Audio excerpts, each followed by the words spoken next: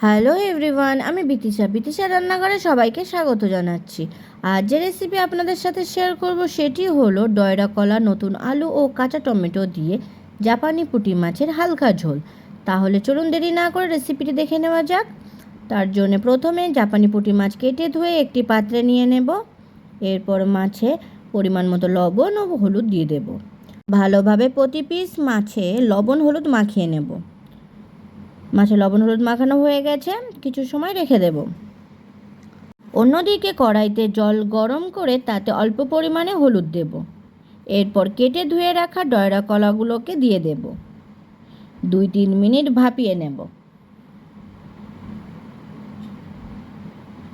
এরপর জল ঝরিয়ে রেখে দেব। অন্যদিকে নতুন আলু কেটে ধুয়ে রেখে দেব। কড়াইতে পরিমাণ মতো সর্ষের তেল গরম করে নেব।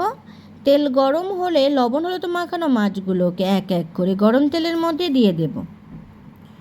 2 পিঠ ভালোভাবে ভেজে নেব। 2 পিঠ ভালোভাবে ভাজা হয়ে গেছে। ভাজা মাছগুলোকে এক এক করে তুলে নেব।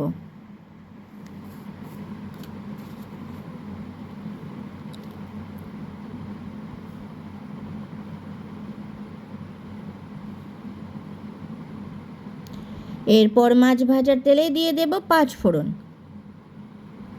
ফোড়ন ভাজা হলে দিয়ে দেব আলু।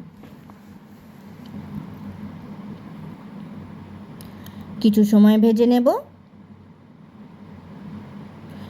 আলু অনেকটা ভাজা হয়ে গেছে, দিয়ে দেব পেঁয়াজ কুচি ও কয়েকটা চেরা কাঁচা লঙ্কা। পেঁয়াজ কাঁচা লঙ্কা ভালোভাবে ভেজে নেব।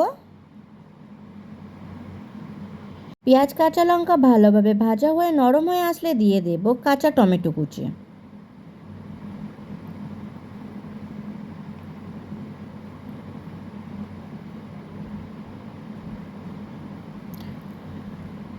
টমেটো নরম হয়ে এসেছে, দিয়ে দেব ভাপিয়ে জল ঝরিয়ে রাখা ডয়রা কলা। আলু ও কলা 2-3 মিনিট ভালোভাবে ভেজে নেব। এরপর দিয়ে দেব পরিমাণ মতো লবণ আর দেব পরিমাণ মতো হলুদ। লবণ হলুদ ভালোভাবে আলু কলার সাথে মিশিয়ে নেব।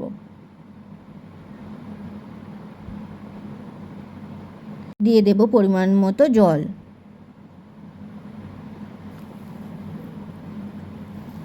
ঝোল নেড়ে চেড়ে নেব। ঝোল ফুটতে শুরু করেছে, দিয়ে দেব জিরে গুঁড়ো, ধনে গুঁড়ো, মরিচ গুঁড়ো ও শুকনো লঙ্কার গুঁড়ো। গুঁড়ো মশলা ভালোভাবে ঝোলের সাথে মিশিয়ে নেব। 8-10 মিনিট ভালোভাবে ফুটিয়ে নেব।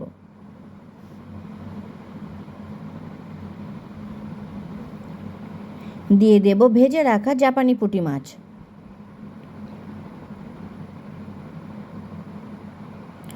মাছ ঝোলের সাথে ভালোভাবে মিশিয়ে নেব ও আরও কিছু সময় ফুটিয়ে নেব।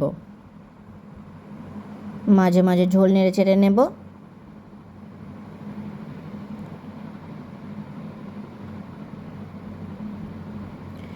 দেখে নেব আলু সিদ্ধ হয়েছে কিনা। আলু সিদ্ধ হয়ে গেছে, আরও 2-3 মিনিট ফুটিয়ে নেব। তৈরি হয়ে গেছে ডয়রা কলা, নতুন আলু ও কাঁচা টমেটো দিয়ে জাপানি পুঁটি মাছের হালকা ঝোল। ভিডিওটি কেমন হয়েছে অবশ্যই কমেন্ট করে জানাবেন। আর ভিডিওটি যদি আপনাদের ভালো লাগে তাহলে আমার চ্যানেলটিকে সাবস্ক্রাইব করতে একদম ভুলবেন না। ধন্যবাদ।